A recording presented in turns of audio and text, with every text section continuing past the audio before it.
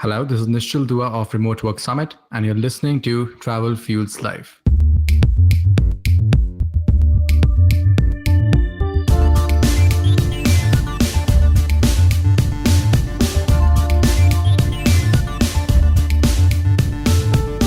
Hello, everybody, and welcome to Travel Fuels Life, the show where we share stories, tips, and inspiration to help you live a travel lifestyle. I'm your host, Drew Hanisch, and one of the first questions I get when I tell people that I hang out with travel bloggers is, how do they do it? I mean, how do they step out and do all of this cool traveling? And I know that the question behind these questions really is, how do they survive? How do they make money doing this? So in my own case, I can say, well, I was lucky enough to have a 9-to-5 job that I created myself many years ago as a web designer, and that's been very easy for me to transition into a remote work job. But not everybody has that advantage. So I wanted to have somebody on the show who has not only transitioned into a digital nomad lifestyle, but someone who's developed a business themselves and who's helping others survive in this world of traveling entrepreneurs, freelancers, and remote corporate workers. And I met Nishchal through a conference that he founded called the Remote Work Summit. That is the world's largest online conference for remote workers, so he should know a thing or two about remote workers. So I asked him if he could come on the show, I could pick his brain, and we could get some information on this location-independent lifestyle and how you get there, and then how he supports people with that. So from my home here in Greenville, South Carolina, it's time to jump on the World Wide Web, spin halfway around the globe to India, and talk with Nishchal Dua of the Remote Work Summit. How you doing today, Nishchal? I'm really good, Drew, and thanks a lot for having me on the show. It's actually a delight. And I have to say, I just love your energy. And I've been subscribing to a lot of podcasts lately. But what I see is that most of the hosts, they don't really understand their audience and they don't have a sync in what shows they record. But I see that with you here. So thank you again for having me. Well, thank you very much. I appreciate that. And you're coming to us from India today, right? Absolutely. New Delhi, to be specific. Ah, very nice. All right. So, we bumped into each other on Twitter, and I saw your Remote Work Summit, and so that got my mind working in terms of, here's somebody who's really going to have a handle because you've seen it firsthand. Give me a little bit of your background, first of all, in terms of how you got started with remote work and what your business is. Right. So, long story short, I'm an entrepreneur. I've been building companies for almost the last 7 or 8 years. My first company, again, all tech companies, all tech products. And I exited my first company. I made a decent amount of money and I thought, what's to do next? And, the only thing I could think of was traveling. So I took off. I went backpacking across Southeast Asia and Australia for almost 6-7 months at that time. But, before I knew it, within the first couple of months, I got bored. I got bored because I really didn't have much to do on a daily basis. Traveling seems very fancy on Instagram because you only see the highlights. What you don't see is that every day you're just stuck in airport queues and you're going from one place to the other. And it's not just fun anymore if you're just constantly commuting and not traveling. So that's when I started my latest company, which was the Remote Life. And that's essentially a travel program for digital nomads by digital nomads. The idea was that there's a huge population of digital nomads out there. They might need help with their travel arrangements. They might need help with their logistics. And most importantly, what I observed was the community, because if you're traveling alone, it gets really boring after a period of time. And you would really want to connect with like-minded people wherever you are. So that's how, my first company came into being. And before I knew it, I was working remotely because as an entrepreneur, most of my business model, most of my work was anyways online. So I was working out of my laptop, and wherever I am, all I need is a laptop and internet connection. So I was typically, by the definition, a digital nomad before I even knew it. So, I think that's how it got started. But if you would like me to explore more about how remote work comes into the picture, I can probably go on about that. Sure. But one thing that got me curious was when you had these businesses that you were running and then you just took off and went on the road, Were you still running those businesses, or did you just drop those and go just live your life for a while, doing the Instagram lifestyle, I guess we could call that? Right. So the second thing, I exited my company. I sold it off to another company in India. And because of the exit, I was, free with nothing much to do. So that's when I took off for a sabbatical of sorts. And when I was traveling, I was completely free. I didn't have any business to manage. I didn't have any work to do for a couple of months. I was just enjoying my life. Mm-hmm. And that's when I thought of the latest venture, and I thought of a couple of other companies, and I started building them while I was traveling. So to answer your question, when I did start traveling for this 6-7 month period, I had already sold off my previous company. Yeah. Okay. All right. And then once you got this started up again, did you feel like it was better maybe to have a home base always, and then go out and do some exploring and then come back to your home base? Or did you actually move to these different places and basically set them up as, this is where I'm at now? Yep. So you're absolutely right on that. First thing that you said, I myself, it's a personal choice again, different for everyone. But for me, I personally prefer to have a home base and the ability for me to go out for a longer period of time and do slow traveling. So I don't like the typical concept of a 5-day, 7-day vacation where you just go somewhere, you're running around the whole day doing sightseeing, clicking pictures and coming back. So whenever I travel, I prefer to stay at a single place for at least a month, maybe more if I really like it. So for me, the answer was always obvious. I need to have a home base from where I can go out, travel, enjoy, get new experiences, meet new people, even at the same time doing my work, right? So not leaving my work behind. And then I can always come back to my home base, like you said. So yeah, that was always my format. And so different personalities can handle this, I guess, and others can't. Who is this lifestyle really for? So there are all sorts of digital nomads and remote workers out there that I've met. I'll specifically focus on the people who are working while traveling, right? So if someone's traveling for a vacation or someone's traveling for fun, and they're not working at the same time, then that's not someone I'm considering at this point, right? So I'm talking about specifically people who are traveling and working at the same time. So these people are, all sorts of different categories. One is the sort of person who has a very flexible job style, right? They don't have remote work, but they have flexible job. So the company allows them to take off for a couple of weeks, for a month or so, and then still come back to their office. So these people are also sort of digital nomads because they can go out and live in a new place. For example, they could always go to South America, Europe, or Asia, and they could be there for a month, 2 months, 3 months, and they can still come back. So they don't travel full time. And then there are those people who are traveling full time, which means that they've sold off their belongings, they've taken off from their home base, and they're not probably looking to come back anytime soon. These people have been on the road for a couple of years. They may travel frequently, or they may go to a place and then settle down there for a longer period of time. I've met a lot of friends that I've made who have been living as expats, so to speak, for almost 3-4 years. So, the line gets blurred over there. Who's a digital nomad and who's an expat? Because if you've permanently moved to a new place, then you're no longer traveling. So you're not a nomad anymore. So, it goes both ways. So do you find it's mostly entrepreneurs probably that are living these very flexible lifestyles, or are you seeing more companies now allowing their workers to do this sort of thing? So there's a third category there as well, and that's freelancers, right? So I would say the biggest chunk of people who are digital nomads, who are traveling and working, are freelancers. And by freelancer, I mean they're people who don't have their own businesses, and they're not directly employed by a single company. Mm-hmm. So these are people who are teaching online. They are content writers, marketers, designers, engineers, all sorts of different job profiles out there that they're doing. You've got all sorts of photographers out there as well. And I've met a couple of interesting people who are Instagram models and celebrities and, evangelists and influencers. So there are all sorts of new types of jobs coming out there. So I would say the biggest chunk of digital nomads are people who work for themselves.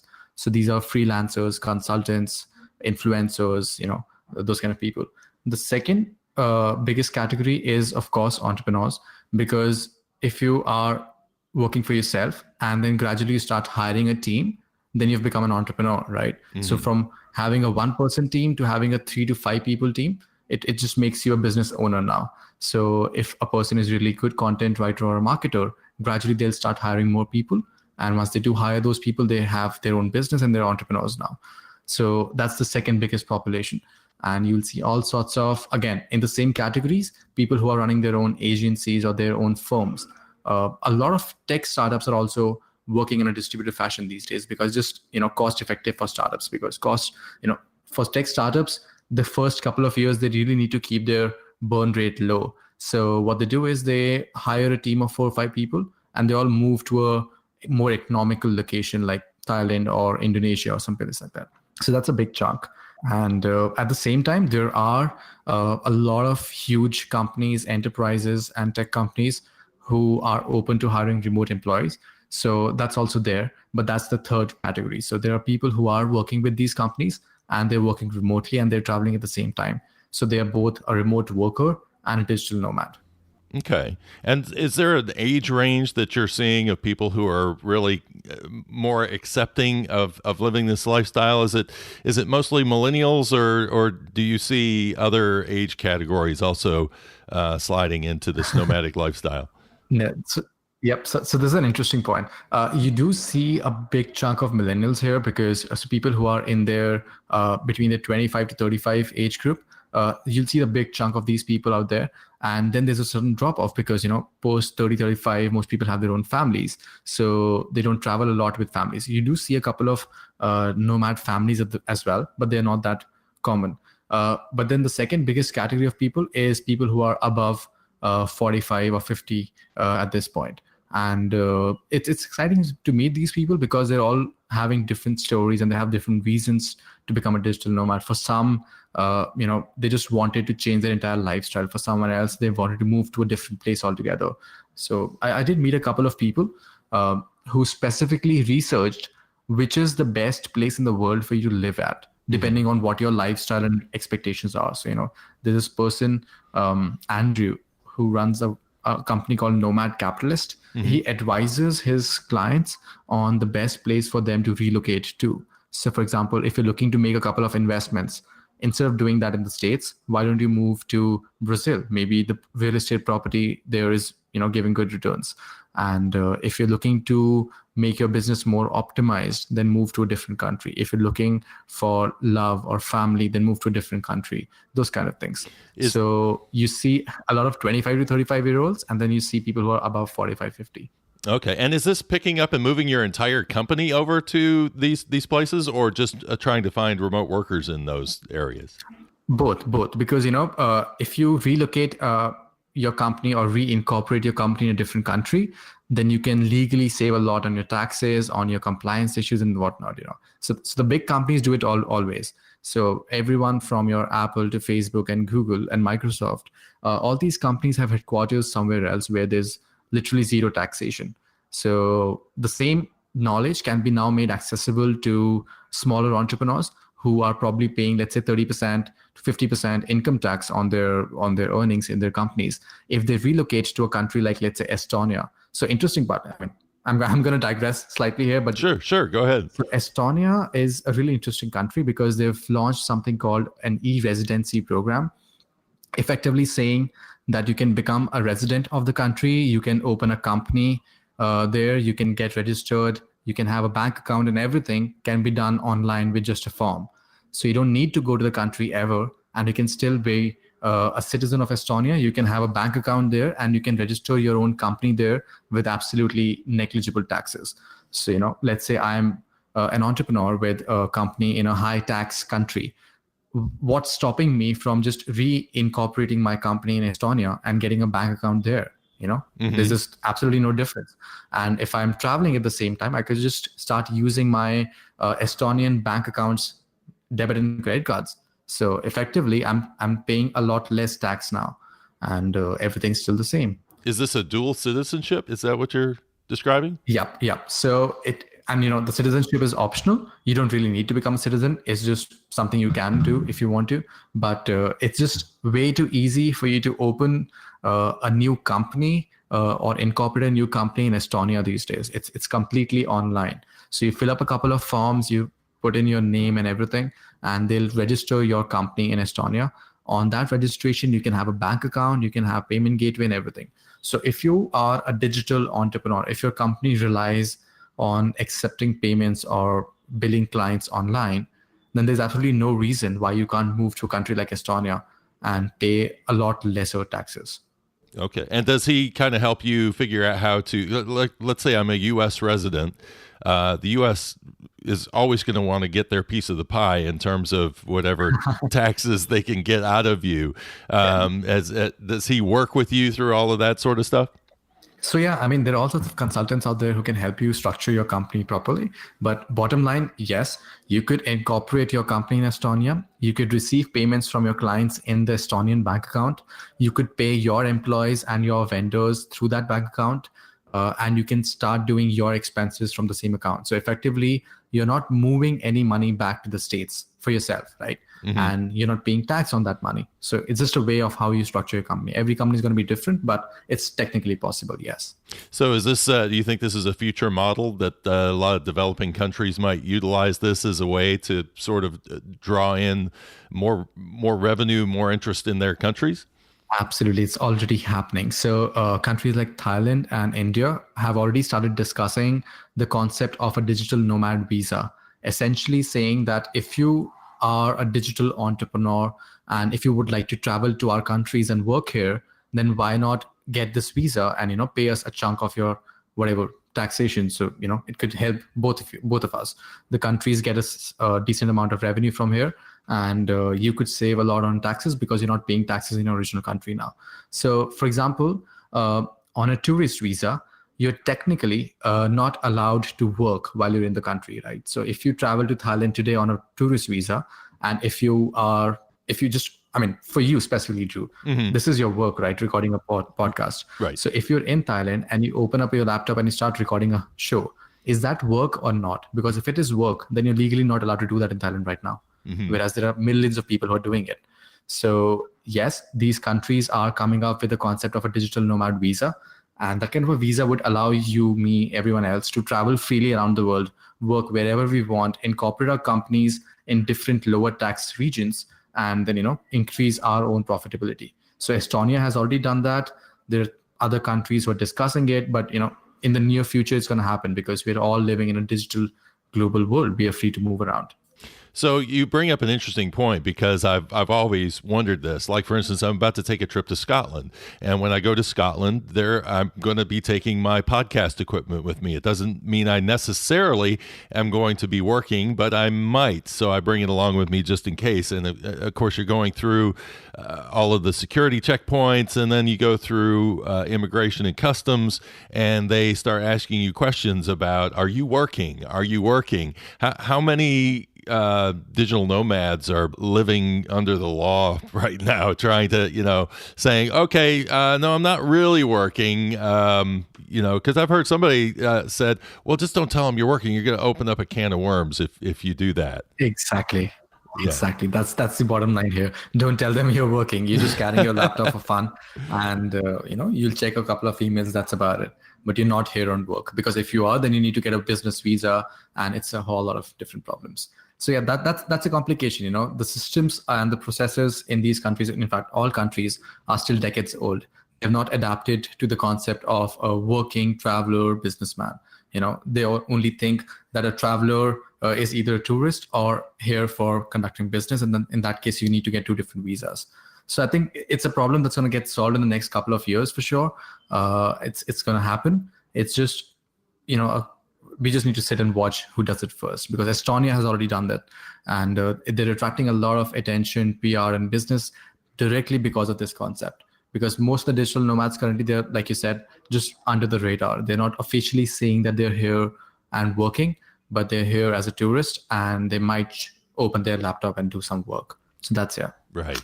Okay. Well, one of the other things that you mentioned is creating a work-life balance. And I think sometimes I struggle with this myself. Sometimes when you get on the road and you're in a place where you just want to explore and see everything. And then you go, how am I going to fit work into this? Right. Because I mean, that's the whole thing. I have to stay dedicated to doing my job. That's how I'm making my revenue. But I'm in such an interesting place. I want to go explore.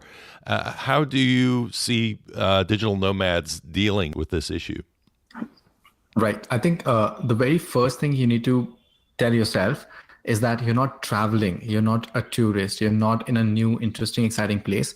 You're just living someplace new, right? And the moment you think of it as living, you will be able to go about your regular business as usual. So if I'm in let's say Rio in Brazil, right?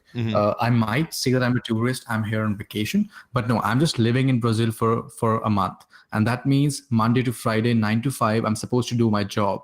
And then after 9 to 5 in the evenings, I can go out to a local pub. I can go out for a movie. I can go out to the beach. I can do whatever feels nice. And on the weekends, I can go out for excursions. I can probably make a short trip to the nearby city. I can go for a river rafting excursion. I can go mountain climbing, trekking, whatever I feel like. But you have to get this right in your head that you're living in a new place. You're not on a vacation. So Monday to Friday, you're not going to be on the beach all the time. You're going to be working. You have to put your head down, because if you're not, see, like you said, work-life balance, it goes both ways. If you're not making your work a priority, then this lifestyle is not sustainable for you, because you'll just burn through your savings and pretty soon you'll be broke and you'll have to come back to wherever you went from. So it's very important to prioritize your work at the same time and to understand that you've changed your lifestyle, right? So for example, there are all sorts of people who think that they need to start meditating a lot more. They need to start doing yoga, right? So they move to a place which enables them to do this, but at the same time, they have to do their job as well. So they might wake up early. They might go for the yoga session. In the evening, after their work is done, they might come back for a meditation session. Over the weekends, they go out. They experience new cuisines, new cultures, new activities. But this doesn't mean that your work stops. Your work is just going to be there with you forever. If anyone thinks that there's it's possible for anyone to travel the whole world carefree and not be responsible for any job, then I think that's just a utopian dream that's never going to happen. Yeah. Well, and on the other side of that coin, I think that you're also trying to show people that they need to open up their world by immersing themselves in new places and not just getting locked into their regular 9 to 5 day job and their daily habits. Absolutely, yeah. So for example, let's talk about take my case. I live in New Delhi. For me, the challenge is, will I ever get out of the city? Will I ever know more about the world that's out there? And the traditional options in front of me is either say no, that you're going to be in this city forever. You're going to be stuck in traffic forever. The only sight you're going to see is those glass cement buildings and nothing else, right? The other traditional alternative is that you work 50 weeks a year and you take 2 weeks off. And in those 2 weeks, you stuff in all possible things that you could ever do, right? So you go and you travel for 2 weeks. And in those 2 weeks, you spend all your time sightseeing and clicking pictures and hashtagging and just, checking into different places. And when you come back, you just feel tired and it doesn't feel like it's a vacation, right? So those two typical traditional options, they don't work for me. And that's where I'm coming from. I'm saying, let's change our lifestyle, because if two things happen, if I'm able to work online, then I'm not limited to a particular place. That's what you call location independence. I can technically be anywhere in the world as long as I'm being productive and I have the discipline to do my job properly, right? So I can be anywhere in the world.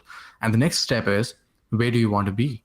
So if you feel like you want to live on the beach, then pick a beach, go there, live there for a couple of months, but live it as your natural life, right? Imagine you would have been born in that place. What would you be doing right now? 9 to 5 job. And then at the same time, you're doing all sorts of fun activities, right? So don't overburden yourself with the responsibility that because I'm traveling, I need to do these 100 things, which every tourist does. No, you can skip a few things. You can take it easy. Just make sure that whatever you do is sustainable, both for your work and for your lifestyle. Well, and I imagine when somebody first starts this lifestyle, they probably act like they're in vacation mode just because that's the natural tendency. But then after time, it starts to become a little bit easier to focus yourself in on your job and create that 9 to 5 space. Absolutely. The excitement is just too much in the beginning, and you make all these checklists and to-do items, and you're like, I want to go here, I want to do that, I want to cover all these things. You download all sorts of travel guides on Google, and you decide what all things you want to see and do. What you're not thinking of is how do you want to structure every day? Because remember, you're not going on a 5-day vacation. You're not going to come back from here. Mm-hmm. If you're traveling as a digital nomad to a new place, you're effectively setting up a new lifestyle for yourself. So think in your daily routine terms. What do you want to do every day? I want to spend 6 hours working, 4 hours focusing on myself, and 2 hours exploring the new place. That's how you could structure your everyday, right? So yeah, packing and your planning and your days, they change and they evolve over time. And that's why for a lot of first-time digital nomads, it's too much of a shock. They expect life to be amazing and happy and what you see on Instagram, but it doesn't turn out that way because you have to work at the same time. So you're like, hey, this is so shitty. I'm in a nice tourist spot and I have to reply to these emails. So it's not fun anymore. I thought it was going to be a vacation where I would get paid to have fun. That's not how it works. So yeah. So when we're talking about the types of jobs that work best for this, I think one of the biggest challenges I have are time zones and trying to figure out how to build my work schedule around the place that depends on me in terms of my work. Are you finding that companies are becoming much more welcome to the idea of passing off the work to somebody? Here's what you need to get accomplished, and then letting them figure out what time they want to do it in, or how do you battle this time zone issue of scheduling your day, especially with somebody like you? You're in India, and if you were having to work on an American time schedule, I can imagine that becomes a little bit difficult. Right. So I answer this from two perspectives. First is the perspective of an individual, and the second is that of an organization. So both have different criteria and preferences here. So for an individual, it all starts with what are you good at, right? So what kind of a job are you looking for? Because all jobs demand different type of availability online. So for example, if you're in a customer support role, you would have to be online during your support hours. Whereas if you are a content writer, you would typically have a weekly task or a monthly or a daily task, and you could complete it from whichever time zone you prefer to, right? So, and maybe you're a product or a project manager, which means that you will have to be online for your meetings, for your coordination, and to make sure that your team and you are online and available at the same time. So different jobs, different challenges. So as an individual, the first thing to figure out is what kind of a job are you looking for, number one. Number two, what kind of time zones would you be working in? Because from an organization perspective, there are all sorts of different levels to remote work. Most companies offer a flexible work from home policy. What that means is there's an office and you have to be available in the city. So if we call you to the office, you have to be here, but it's flexible for you to work from home. So in that case, most people don't travel frequently because even though they're working from home and working remotely, they still need to be available in the city if there's an urgent meeting coming up, right? That's the first level of remote work. Second level is a distributed team, but still in the same time zone. So, companies which have smaller teams of 10, 15, 20 odd people who require a lot of coordination. So if you're on a product team or if you are in an agency where coordination is very important, these companies allow remote work, but in similar time zones. So, between West Coast and East Coast, you could be there, you could be in South America, but that doesn't mean you can be 12 hours away to us in Australia, right? Mm-hmm. So that's the second level of remote work. And the third most extreme level of remote work is where you have a globally distributed team of digital nomads. So people who could potentially be in any time zone. And this approach is mostly followed by startups who are very flexible, who don't have urgency issues, and they rely on individuals to do the entire job where there's minimum communication or collaboration between the teams. So for example, for my case, right, my company has 8 employees. and they all do their own specific jobs. They have their own roles, right? There's very minimum coordination required between these two, between any two people. So my team could technically be in any time zone because I would never need them urgently. If I send them an email or a message, or if I request a document from them, they could reply back in the next 12 hours, and that's fine for me. So different companies, different structures, but definitely as a digital nomad, if you're traveling frequently, then time zone becomes a massive issue. And I think that's one of the core disciplinary things you should take care of. So for example, I'll give you the website name. It's called everytimezone.com. That's the one that I rely on the most. It has, like it says, every time zone in the world. So it's very important for you to coordinate when am I going to be awake, when is my company or my team going to be awake, and how do we make sure that we work this communication through. Because if I'm sending emails and they're not going to read those emails for the next 12 hours, so it's a major problem. Yeah. Okay. And talk about it from an entrepreneur standpoint, because I'm sure you've dealt with this before.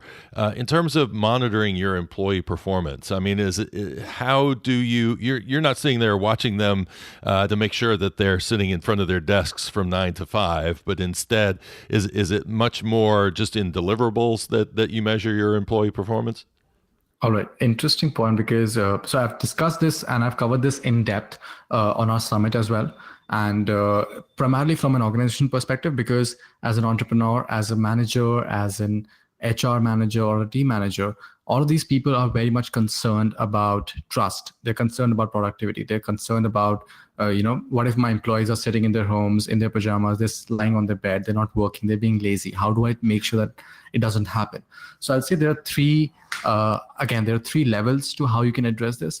From the easiest to the most extreme, which I don't recommend, but I'll walk you through all the three levels. Yeah. I mean, I'll give you examples of these. So the first is, of course, measured in terms of deliverables. And the way you do that is to use the right set of tools. So for example, we use Trello for project management. We use Google Drive for all documentation, and we use Slack for all communication. So what we do is, on a daily basis, we have a stand-up channel on Slack where everyone on the team just writes down what is their to-do list for today and what they do yesterday. So we know what they're working on right now. And all of that gets updated on Trello board. So you know that things are moving on. There's a calendar hygiene being maintained by everyone.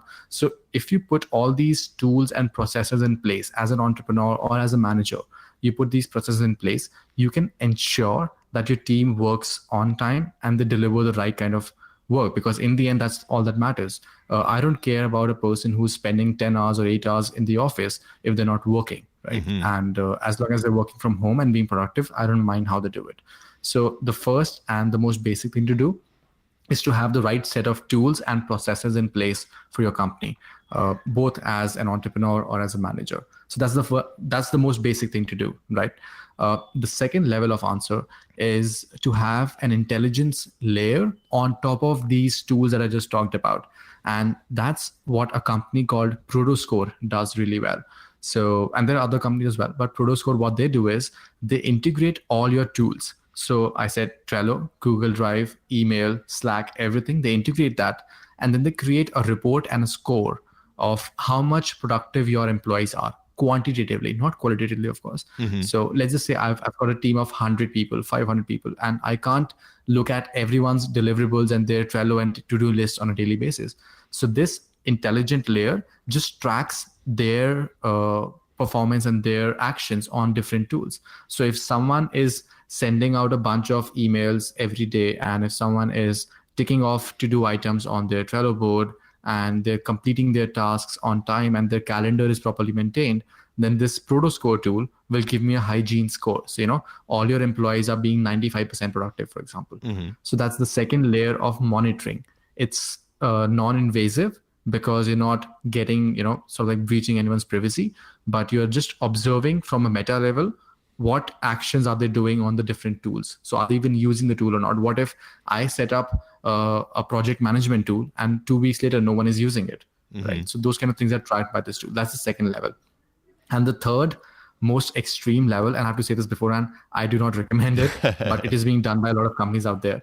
So that's where you're using sort of like a tracking software that gets installed on your employees' laptops, and you could track what time they were online, what time they were offline. That software could randomly switch on the webcam and look at whether they're in front of their laptop or not.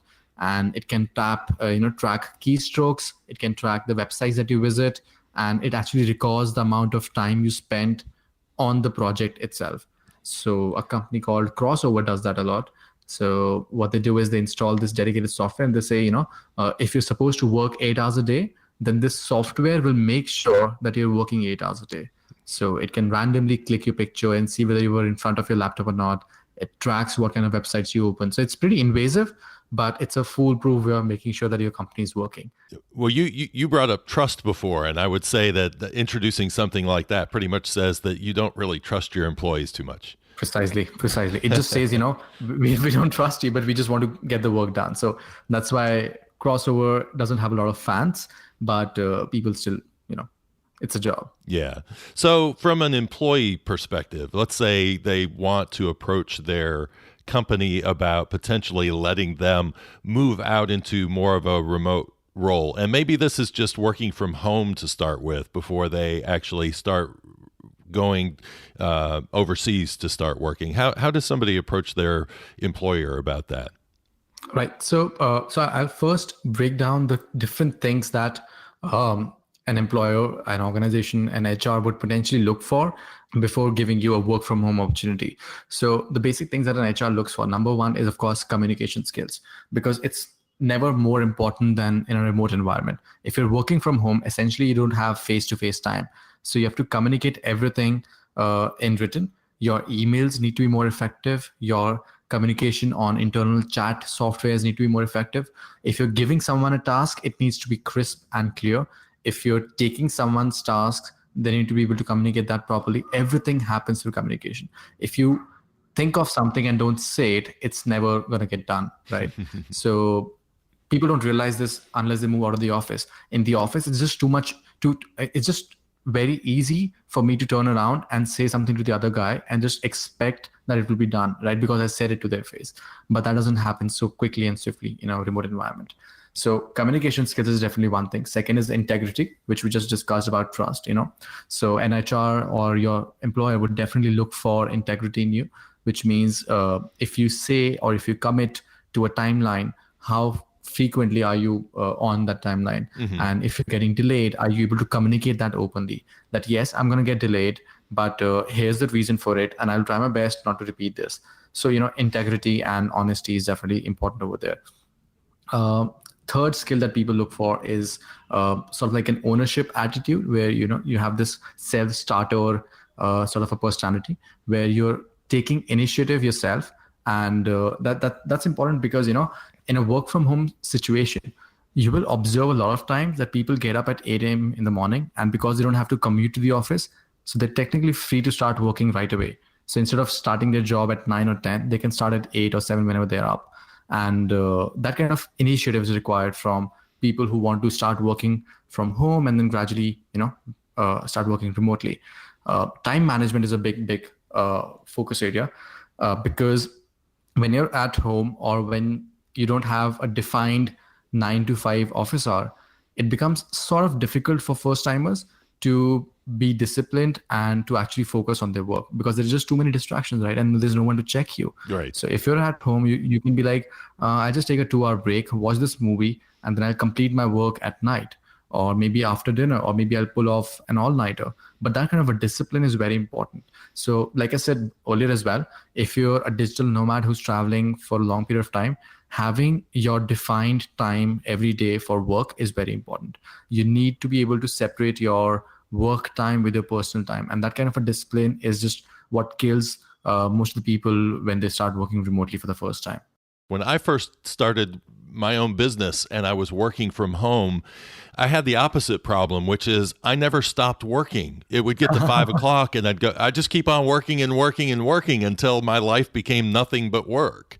So, it seems like there's also the other side of the equation that you got to watch out for as well. Absolutely. Trust me, it happens more than you would sort of expect this kind of situation to happen, but people do end up working a lot more. And that's kind of, the pitch that I have for organizations that are listening to this, that if you allow people to work remotely, you will see a definite increase in overall productivity for everyone. Because like I said, if people are not spending a couple of hours commuting every day, and if they're sitting at home free, they might just open the laptop at any time. And so what happens is, if you're not coming to the office, this mental notion that I'm supposed to work 9 to 5, it breaks down. So even at 10 in the night, if you feel like working, if there's an email, you might just open your laptop and start replying to that, because you're just too free and you're free to make your own decisions. So on the individual side, it does happen that you tend to overwork, because you just have that freedom with you, and you're not, and also a lot of times people are trying to prove too hard to their companies that yes, I'm being productive while working remotely. So there are organizations out there who try to convey this idea. It's remote work overburn. So I think Buffer had some sort of a policy in place last year. I think I read about it, where they specifically told their employees to input on their Slack channel which are their off hours. So during this hour, they would not be working at all. They can't open their email, they can't check their messages, they would not be doing any work. And that is just to prevent that, sort of like a burn situation where you're just working too much. And that does happen, but it's a balancing act on both sides. So let's talk about some of the locations that you've worked in, and where do you find the easiest places to work, and where's been the toughest place for you to work remotely? So a bunch of different answers here. What do I personally? So the things that I look for before I even plan to go someplace new, right? Because one lesson that I learned early on is that if you think you can work anywhere, then that's a myth. Because if you want to really, because internet speeds differ a lot everywhere, and if you're someone who needs to Skype or video conference or watch videos online, whatever it is, you would need a really stable internet connection. And there are a bunch of other things that you would need. For example, if I have to get on a call with a client or my team, I need a proper meeting space. I need maybe at times a Skype room which is soundproof. And for me to be able to do my job properly every day, I need sort of like a proper workspace which has chair and table and everything else. So it can't be done from a hotel room. So the planning is really extensive. And the things that I look for before I move to any new place is, of course, number one is a really good co-working space. A co-working space that has accommodation nearby for long term, and then it has high-speed internet. It has 24/7 access. It has really stable electricity, because you wouldn't know it, but electricity does go out in a lot of places, and you don't want to be stuck in a meeting where there's no electricity and your clients are like, we're paying you a lot for this, and you're traveling and you're having fun, because people don't expect you to have fun while you're on the job. So that becomes a challenge. So yeah, in terms of the locations, some of the really beautiful places I've been to that are an absolute delight both for traveling and working, I would start off with Bali. It's one of the hottest locations for digital nomads. Number one is Bali. Beautiful place, beaches, scenic mountains, rice fields, amazing food, very nice people, and you've got high speed 100 Mbps connection everywhere you go. Wow. So you could work and you could travel and you can enjoy your life. So yeah, I think that's the number one location. Number two is and I'm also thinking from an economical perspective here, because a lot of digital nomads, they are traveling on sort of like a budget, because they're traveling and spending a lot of money. So the second hottest location for most people is Thailand. In Thailand, there are two hotspots. One is Chiang Mai, which is in the northern areas of Thailand. It's sort of like in a hilly area. And then towards the south, there are a bunch of places, but the one that I really love is Koh Lanta. That's Kohlanta, Koh Lanta. And so Koh Lanta is basically an isolated island. It has no road connectivity with the main country, and you have to take a ferry to reach the island. And it's a beautiful island. You are always walking along the beach, or you're running along the beach. And the co-working space that I used to work out of, it was made almost entirely of bamboo. Wow. So it's just a beautiful open place that you're working at. It feels so great. You're productive, you're creative, and you feel great about working. I've seen people working there for 12 hours straight and they don't feel like it. I mean, they don't feel stressed at all. So yeah, so two interesting places in Asia would be Bali and Thailand.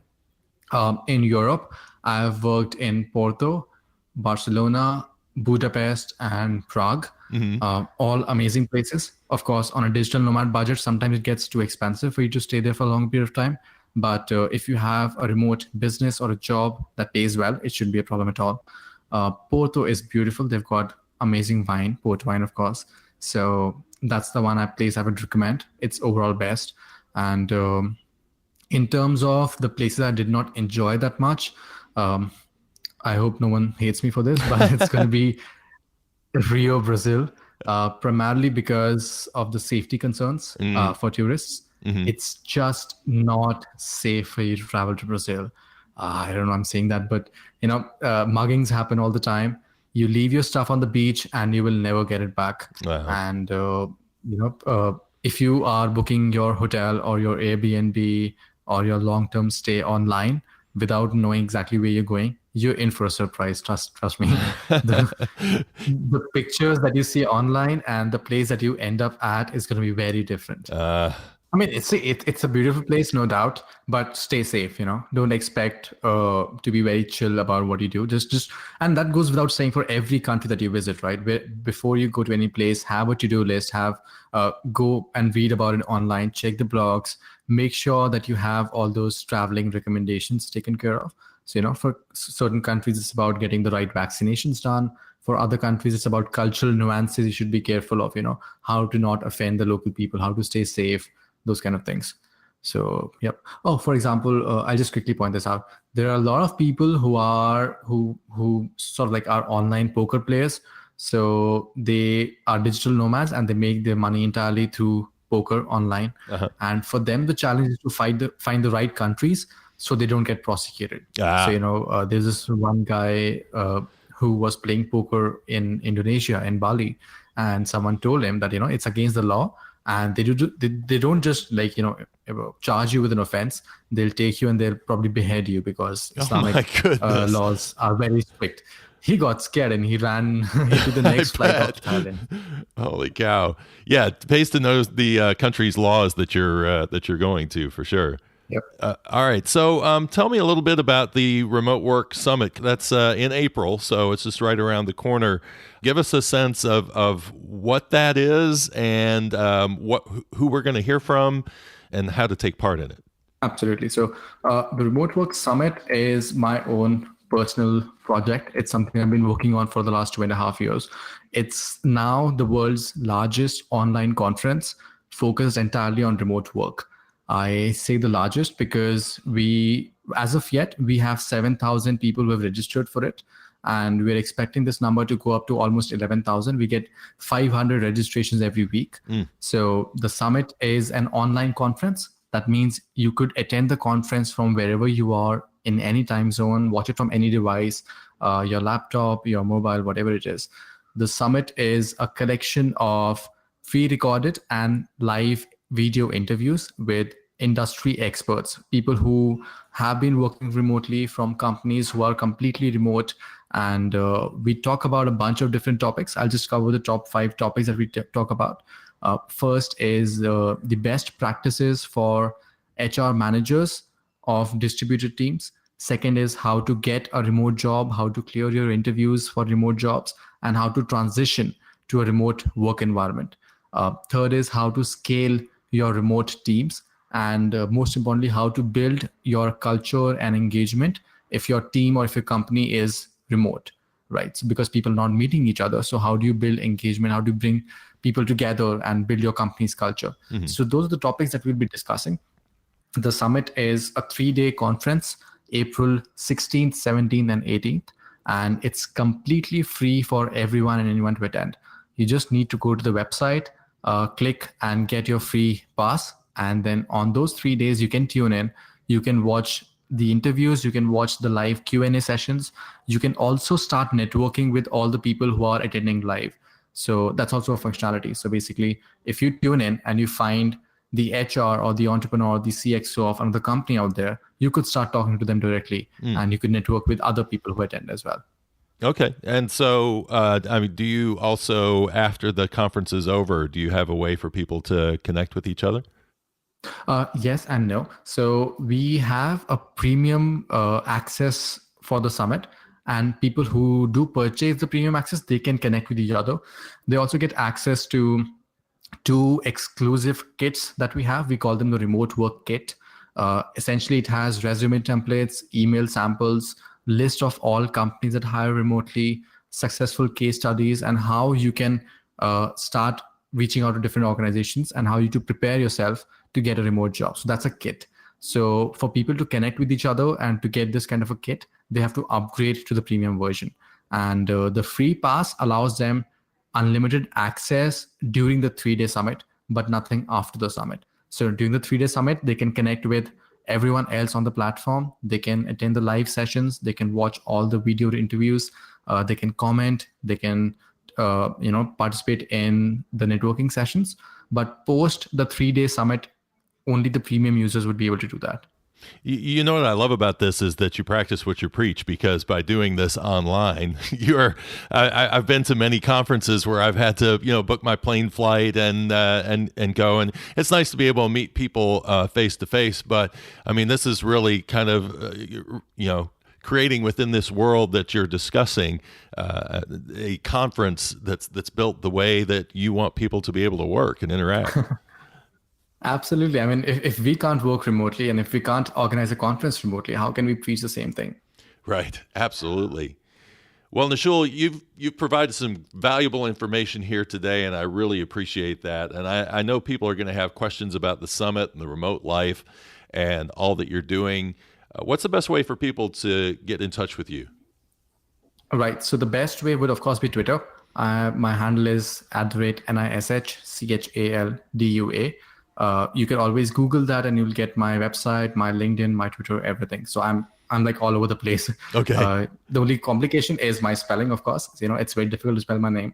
But if you do it right, it's going to be easy for you to find me, for anyone to find me. Okay, good. And we'll post in the show notes. We'll have your name right there in the title of the show notes page. And if they're looking at their podcast, they should be able to see the spelling of your name there too. So hopefully that will help everybody out. And I will post links to all of the content that you have, and feel free to share with me any links that you want me to post out there, and we'll fill up the show notes page so everybody can have reference to all of the stuff that we talked about today on the show. That would be great. All right. Perfect. Fantastic. Well, thank you for taking time out in your evening, me in my morning and you in your evening over there in India. And it's been great talking to you. I wish you a lot of luck with the remote summit, and good luck down the road. Thanks a ton, Drew. It was a real pleasure talking to you, and I really look forward to the entire show once it's online. Thanks again. Well, thanks again for listening to Travel Fuels Life, and head to our show notes page at travelfuelslife.com/podcasts for episode number 17, where we've got some links to those sites that we discussed during the show, some of the tools and resources, and also Nishchal's social media and the Remote Life website and the Remote Work Summit official website. All that stuff is out there, so check it out on our show notes page. And if you want to start hitting the road a bit more and you need to find ways to optimize your travel packing, well, head out to travelfuelslife.com/shop. And that's where you can find some of my favorite travel tools, including a sturdy carry-on bag that I use. I've taken it all over the world, and it helps me avoid baggage fees, which can sometimes rack up a lot of costs. And it's very light. And also have a nice laptop that I use, and all the other little gadgets that I use. All of that stuff is out there at the Amazon shop, which you'll find at travelfuelslife.com/podcasts. And just so you know, I do get a small commission for the sales, but it's a big thank you to me for the guests that I bring on the shows. And it's the same low price you're going to get through Amazon normally, so you're just throwing a couple extra pennies my way, and I really appreciate that. And I appreciate you guys being loyal listeners as well. And until next time, have a great week, safe travels, and thanks for listening to Travel Fuels Life.